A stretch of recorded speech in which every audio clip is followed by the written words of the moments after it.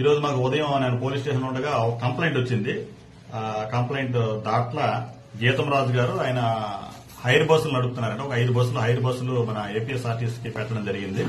అందులో మనకి తుని టు నర్సీపట్నం తిరిగే ఒక బస్సు మిస్ అయిందన్నట్టు ముందు మనకి తెలియపరిచారు. అదేమైందంటే మనకి అది తుని నుంచి నర్సీపట్నం వరకు అది హైర్ బస్సు తిరుగుతుంది, పల్లి వెలుగు బస్సు. ఆ బస్సు ఏపీ 31TH0765 నెంబర్ గల బస్సు. ఈ బస్సుని నిన్న డ్రైవర్ గారు నైట్ 10:45 గంటలకు తీసుకొచ్చి తుని స్టాండ్ లో మన ఆర్టీసీ కాంప్లెక్స్ లోనే పార్క్ చేయడం జరిగింది.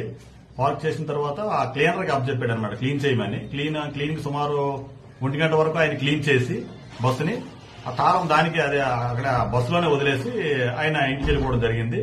మళ్ళీ నెక్స్ట్ ఈ రోజు ఎర్లీ మార్నింగ్ 4:30కి వేరే ఒక డ్రైవర్ వచ్చి చూసేసరికి అంటే నెక్స్ట్ 5 గంటల బస్సు స్టార్ట్ అవ్వాలి.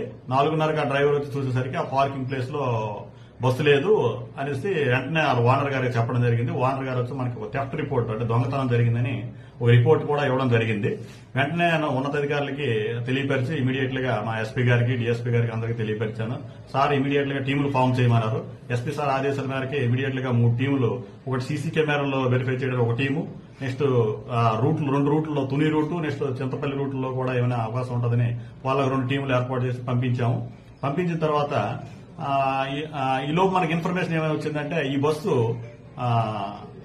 మనకి చింతపల్లి లిమిట్స్ లో చింతలూరు దగ్గరలో ఉందని మనకు ఒక ఇన్ఫర్మేషన్ వచ్చింది. వెంటనే నేను ఎస్పీ గారి నోటీస్ లో పెట్టి ఎస్పీ గారు వెంటనే ఇమీడియట్ లోకల్ ఇన్స్పెక్టర్ ని కాంటాక్ట్ అవ్వమన్నారు. కాంటాక్ట్ అయితే వెంటనే ఫోన్ చేశాను. ఫోన్ చేసి లోకల్ ఇన్స్పెక్టర్ కూడా చింతపల్లి సిఐ గారు కూడా ఇమీడియట్ గా రెస్పాండ్ అయ్యి వాళ్ళ ఒక 2 మెనని ఇమీడియట్ గా పంపించడం జరిగింది. పంపించేసరికి బస్సు అయితే చింతలూరు దగ్గరలో ఒక 500 మీటర్ల దూరంలో ఉంది. వెంటనే ఈ బస్సుని వాళ్ళ మెన సహాయంతో బస్సును ఎక్యూజ్ ను కూడా క్యాచ్ చేశారు ఇమీడియట్లీ. వాళ్ళు చేసినట్టు నాకు తెలియపరిచారు. ఈలోగా మన టీం కూడా చింతపల్లి వైపు వెళ్ళింది కాబట్టి వెళ్లి ఆ బస్సును ఎక్యూజ్ ని తీసుకురావడం జరిగింది. ఫర్దర్ గా ఇంకా ఇన్వెస్టిగేషన్ కేసు రిజిస్టర్ చేసాము, ఇన్వెస్టిగేషన్ చేస్తున్నాము. మనకి సీసీ ఫుటేజ్ లో కూడా ఇక్కడ మన నర్సీపట్నం నుంచి టువార్డ్స్ ఇటు చింతపల్లితో వెళ్తున్నట్టు మనకు వచ్చింది.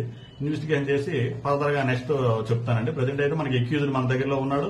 ప్రాపర్టీ కూడా ఇంటాక్ట్ రికవర్ అయింది. బస్సు మన దగ్గరే ఉంది.